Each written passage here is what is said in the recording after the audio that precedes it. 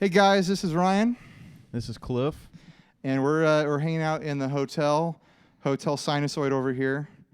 It's a hotel in California, but not Hotel California. No, absolutely not. I mean, we can leave anytime we want. We can also check in or check out anytime we want.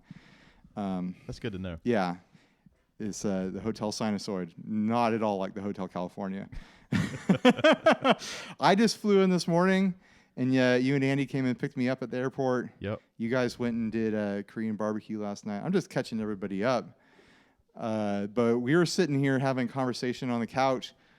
And I was like, we should probably be recording this, considering we're two podcasters. Yeah, absolutely. Having a conversation. There should be mics on at all times, right?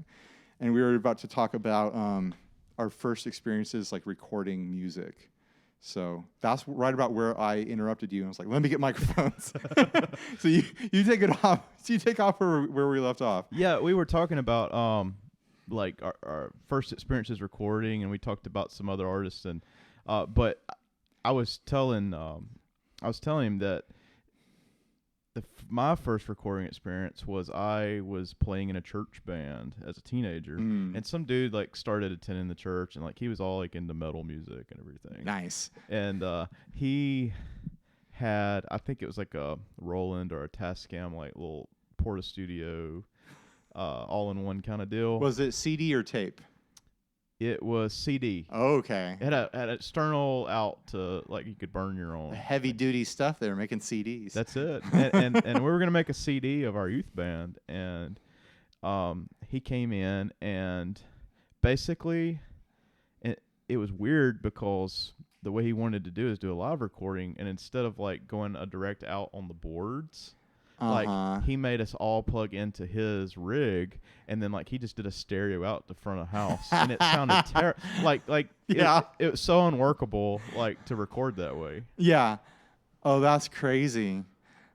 Okay, so you're running like mics off of amps, and then like mics over drums, and like a mic on vocal into his recording setup. Yeah. And then run that to the board for you guys to monitor yourselves. To hear yourselves. Yes. Yeah, that's nuts. Because we weren't going like direct into the sound system. Right.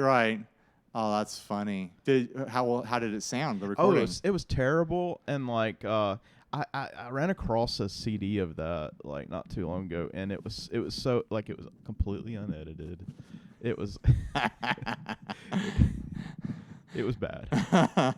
The first time I ever recorded like in a studio, like we're using real mics and like recording to like a computer sort of thing, like because I had like a 4-track Tascam like tape recorder or whatever, but I had this buddy who wanted to record a song for his girlfriend, and he was going to sing on it, and he was like, I need you to come play guitar on this. And he's like, what song is it? Oh, don't worry about it. I'll have like the chords when you show up. Well, just tell me the song. And then he like hung up. He didn't tell me the song at all, so I didn't have any time to practice. Show up at like this home studio that's like built into an apartment sort of thing. But he's got all the mics and everything. And then he drops it on me that we're gonna be recording a version of Coldplay's Yellow. And I'm not a Coldplay fan at all, so it's like I have never even touched this song before. And this guy can't sing. But we spend like 3 or 4 hours like trying to nail this thing down. This is completely awful. And I was like, I really want to get a copy of this. Like, make sure you get me like a copy of the CD. And I asked the guy like 2 weeks later, like, can I get a copy of that CD just so I can hear like what this recording situation sounded like? Because it's like the first time I ever recorded something like that. I was like, oh, yeah, I gave the only copy to my girlfriend, and then her car got stolen. So somewhere out there's the only copy of this CD with me playing a cover of Coldplay's Yellow really terribly, and my friend singing it even worse. Yeah. I did something like that one time. There was a friend of a friend, and he played drums. And he was going to record a song for some girl he was seeing at the time, like for her birthday or whatever. And he came over, and like I can't remember if he like attempted to play guitar or if I did it. And like I recorded the whole thing for him, but it was terrible. But it's funny because the guy, like, he went on to, like, be a singer-songwriter and like, get pretty decent at it. But yeah. It's amazing when you think, like, there's so much really good, like, polished music out there. Mm-hmm. To think about, like, that's just the tip of the iceberg, and, like, the rest of it all the way down is just awful recordings that people have made, like, even in studios, but then, like, going into bedroom recordings and, like, everything like that.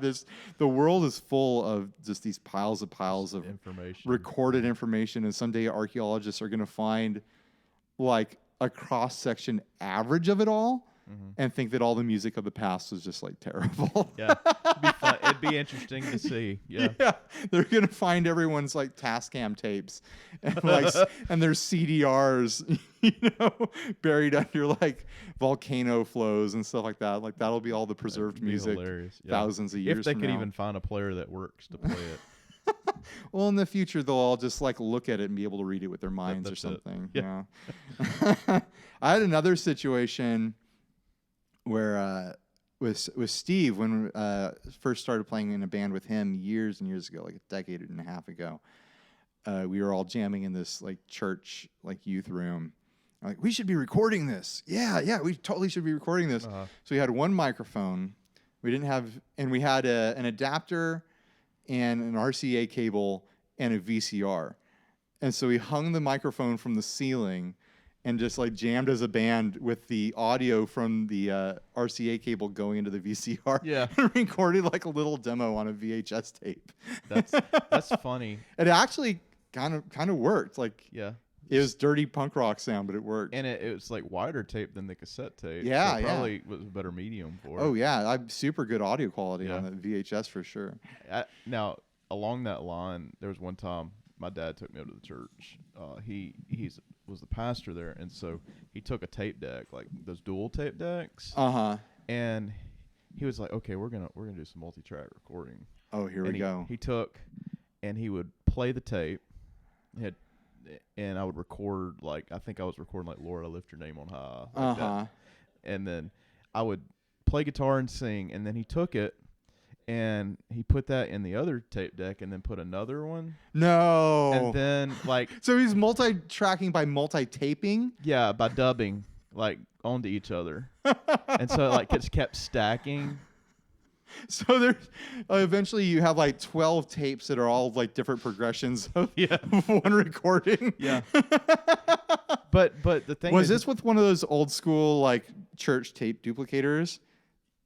Yeah, like the dual tape decks, like where it was a dual, okay. Yeah, where you could, like, you could play one over front of house and then, like, be recording on the other one. Gotcha.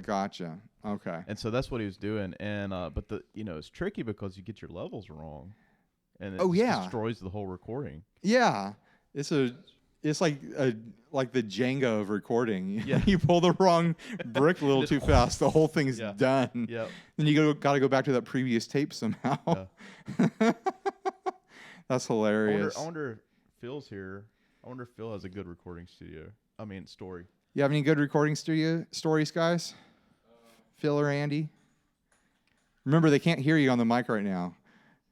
They're saying so much. Like, slow down, Phil. Slow down. I don't think I can throw on another mic, like, after the fact. I can't, Phil. With the H6, I cannot. Like, the channels. Oh, let me try plugging it in. Yeah. Let me try plugging it in. Plug it in. Check, baby. No, I can't turn it on. Come on. Sorry, Phil. Here, just...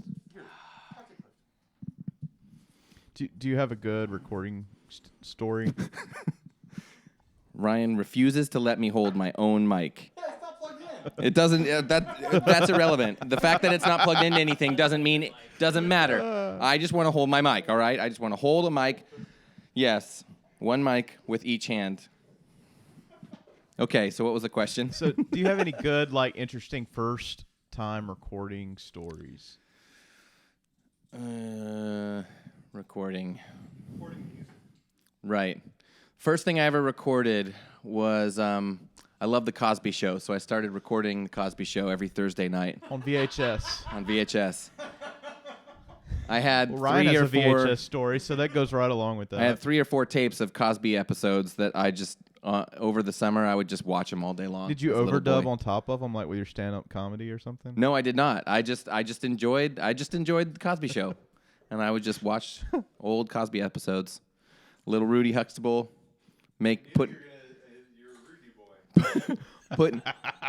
Remember the episode? Remember the episode where her and her friend tried to make peanut butter and jelly in the blender, and they threw it all in. They didn't put the lid on, and it's threw jelly all over the room, and then they just left the mess and went and hid. It was a good episode. Good life lesson learned there. Is when you make a mess, clean it up. Now you do record like ambient like sounds walking through the park, don't you? On what? See, we're here at the state capitol of California. That's true. And I see. Yes, that's what we're talking about. Yeah. Okay.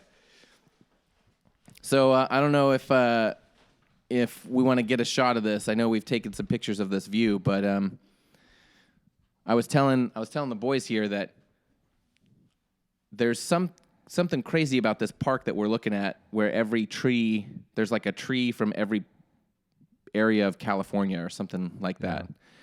And as I was recording my podcast, perhaps you've heard of it, The Gear Slum, I was walking through that park, hearing different bird sounds as I walked, and all the trees are labeled, the fancy kind of tree it is. Oh, they're labeled. Yeah, there's a plaque attached to each tree.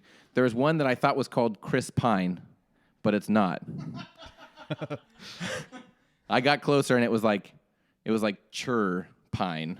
Chur Pine. Okay. I think is what it's called. So, not Chris Pine. I think that would be a good name for a tree. So yeah, bird. I'm a fan of background bird noises while I record. Yeah. Actually, Do you that's the ever name go of my band. It's like Background bird noises? Yeah, it's like a shoegazy kind of thing. You know, we just Do you ever go to the beach to collect sounds like seagulls? I don't. I'm a should. couple You hours from the should. beach. But do other people? Do people do that? I think they do. I mean, I would pay top dollar for something Yeah, like that and put mix those that samples, into my yeah. podcast. yeah. Well, hey, you got a really cool story that happened to you this morning. Would you mind sharing it with us? Whose podcast is this for? We'll do it all. I'll send you guys the files. I don't. Okay. You don't have to, but I thought it'd be fun. Well, any of our listeners will already hear the story because I did it on our podcast. So this is a but crossover that's subject fine. matter. That's fine. A good story is a good story. So I record on the move, as some of you may have heard, and usually I go to the Christian college that's near my house because it's free Wi-Fi there. But today, I just decided to throw caution to the wind, staying in Andy Kim's super awesome room. How sweet. Yeah, the Kauerfest Sinasoid Beach House is what I like to call it. So I went outside and started wandering around while recording, and thought I'd get a cappuccino to start off my session. And as I walked into the coffee shop, there's a young gentleman pulling a bike off of a wall. And I thought, oh, that's interesting. He's struggling to get this bike off the wall. I've grabbed the mic from Okay. Clifton. This is Yes. Ryan. So he's getting This a is bike Ryan. off the wall. There's a bike rack attached to the wall because it's a hipster coffee Oh, place. it's a bike rack. Yes. Okay, Is that what those things are called? Yeah, where you store a bike. You put bikes on the wall. Yeah, like a rack. normal person. A normal person would put their bike on the wall. Okay, I'll roll with that. Okay. So this hipster coffee place obviously has a bike rack on the wall. And this gentleman is struggling to get what I assumed was his bike off of the bike rack. And He was having trouble getting his bike off the wall. yeah, he didn't. looking back, it's probably because he did not put that bike on that bike rack. Someone did it for him. He didn't understand how to do that. Who put his bike on the wall? Well, that's the thing, is that it turned out to not be his bike. What? It was one of these 3 angry gentlemen that appeared out of nowhere and started screaming at him. And I was standing right there about to help this gentleman steal this bike. That's accessory to theft, Yes. right? Theft accessories. Theft accessory. Accessory theft. Accessory theft. You It's know- not grand. It's not grand theft, because unless the bike. What's the limit? Is it 5,000? Yeah. When does it become grand theft? Oh, nice. Double accessory theft. Double accessory.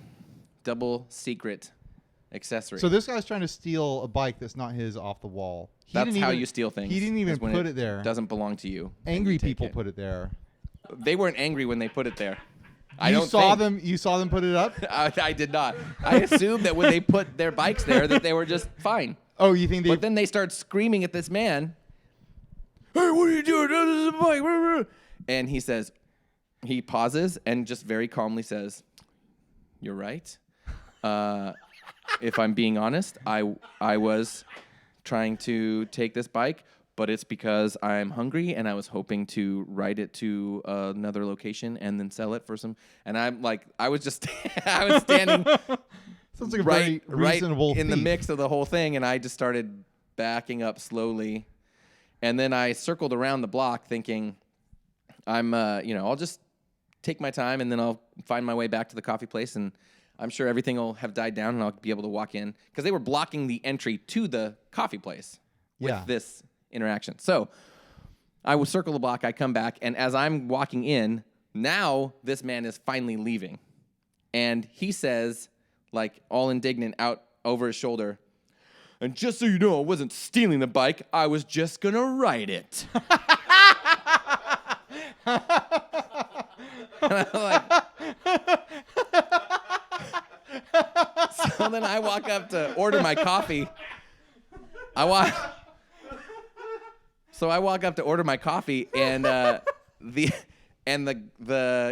barista, and I don't Paid know. off. It was like the barista, and then I maybe the owner, and then obviously the bike owner. They're all standing there, and they're going, can you believe this guy? Like, and then he says, "I wasn't stealing, I was just gonna ride it," when he told us in the beginning he was stealing the bike. He was, "I'm gonna be honest, and I'm gonna tell you I was stealing the bike." And I was like, man, you guys have had quite a morning, and it's only like 6:15, and he's like, "Yeah, I mean, it's not normally like this, but I mean, so they were kind of thrown by the whole situation. I was thrown. That's not normal for them. I mean, you put a bike rack on the wall, people are going to grab bikes. right next to the door. Right next to the door. Was it outside the door? No, It was inside the It was shop. inside. It's inside the door, but right Is the door open? wide open. Oh, okay. Double doors. So if the door is closed, then it's like that slows people down. But Yeah. You like leave a door open and bikes are just there, someone's going to grab the bike. Yeah. That's how it goes. There's just lots of. Sacramento is known for its bike grabbers. Bike grabbers? Yeah, Yeah. just grabbing bikes. They'll grab you by the bike in Sacramento. Just grab those bikes. Don't leave your bike out. I'm gonna grab it. That's what this guy said. Do we have anything else interesting to talk about in this recording, or is this the end? You were supposed to talk about recording experiences. Yeah, but and you, I did. You talked about recording birds, and then you moved No. into a bike story. No. You talked about recording the Cosby Show. Yeah, the Cosby. Exactly. I talked about recording the Cosby Show, and then Clifton said, "Hey, tell us what happened this morning." Okay. I got off topic. So So did you have you ever recorded music? You know, like music. You know what that is, Phil? I'm familiar with music. I'm a horrible recorder. Okay, recorder. If you haven't noticed, so you've never done like a band demo or anything like that? no. I mean, I We have. gotta I get don't, you in the studio, Phil. I don't have any cool stories about doing it. I've done it and I feel bad about it. Okay. I think you ought to go to your church Clifton has an idea. Yes. and use your Zoom H4 Mm-hmm. and offer to record your youth band with it. Mm-hmm. And then instead of letting them plug like into the sound system, Okay. you just make them record into the recorder and like don't let them monitor themselves. Isn't that a novel idea? Ryan is shaking his head in approval. Yes. Hey, Ryan, what do you think? I think you need to get a crazy band recording scenario under your belt. You need that experience. I don't know. So that you can come back on the show and tell us stories. Okay, so I have. I was so frustrated with you just now. I almost called you Steve. So I have 365 days before we're back here together. Yes, you have a year. I have 1 year Phil. to pull this off. Okay. I think 365 days is doable. And then you're going to come back in a year, and you're like, guys, I did it. Here's my story. And I'm like, what? Guys, I did it. So What are you talking? I found I found the Cosby Show. Now I have a DVR, so I'm not using VHS anymore. I've accumulated multiple episodes of the Cosby Show on my DVR. Right? That's what I'll Is say. it the story you're going to tell in a year? That you In 1 year. recorded That's what I'm more going to say. Cosby Show Yeah, more Cosby episodes? Show.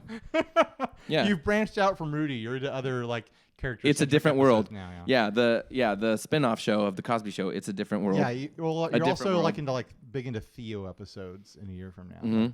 You're really into Theo's Right. And his character arc. and his best friend Cockroach. Cockroach. Mm-hmm. Yeah, I didn't remember his name till you said it. yeah. His friend Cockroach. You know who? I thought that was the Fresh Prince. Who's the best friend in Fresh Prince? Jazzy Jeff. Mm-hmm. Who's good friends with Jazzy Jeff? No. Pat Chin. Wait. Okay. Pat Chin is good friends with Jazzy Jeff. Yes, Pat Chen is good friends with DJ Jazzy Jeff from What? You are kidding me, Pat, if you're listening, how come you never told us Pat. If you are watching this, and we know you are watching this, on the big screen TV? is he watching? I don't know if he's a listener. Is he a listener? You can actually watch. I don't think he's. If you- I don't think he if- listens. I know he doesn't listen to ours. If you subscribe to the 60 Cycle Hunt, the guitar buying, selling, trading, fixing, modding, breaking, agreeing podcast, you can actually watch this on YouTube. We Yeah, publish that's to right. YouTube now, so you can actually watch it. At NAM, this past NAM, I was with Pat when DJ Jazzy Jeff. Yeah, this past NAM, I was with Pat, and it was we were just having a meeting and hanging out after, and DJ Jazzy Jeff texts him to find out where he is because he wanted to get together at the show. But then, he chose me over DJ Jazzy Jeff, so Pat did the right thing. Whoa. I really appreciate that because, we're homies. Yeah. That's amazing. Are you saying that I might have seen DJ Jazzy Jeff at NAMM? He was at the show. Unbelievable. But I didn't get to see him? That's so sad. Okay. I mean, just imagine if you had met him, then you could have become best friends with him. Mm-hmm. Then you would be best friends with the best friend of the Fresh Prince of Bel-Air. That's true. You know you're going to run into him at parties. Okay, and then, yeah, exactly. All right, I think we should end this right now. Really? This Do you is have great. more you want to talk about? No, I feel like we're just getting started Okay, here. we're just getting warmed up. Yeah. So, I don't know. Who are some other best friends? TV best friends? If we want to make it to Kauerfest Oh. on time, we should leave. Okay, Oh, we have to okay. go to Kauerfest. Andy is saying we need to start our good times. Yeah. If this isn't a we're about good to leave warm-up. Hotel Sinasoid and get into the Sinasoid party bus. Mhm. Go over to Kauer. There will be a live stream for Yes. sure. Yeah, we got the king of live stream here. We're Mhm. doing a live stream, Yes. All right, thanks for listening to this nonsense, guys. Yep. Later. Thanks for friendship. Oh! Oh, you snuck it in there.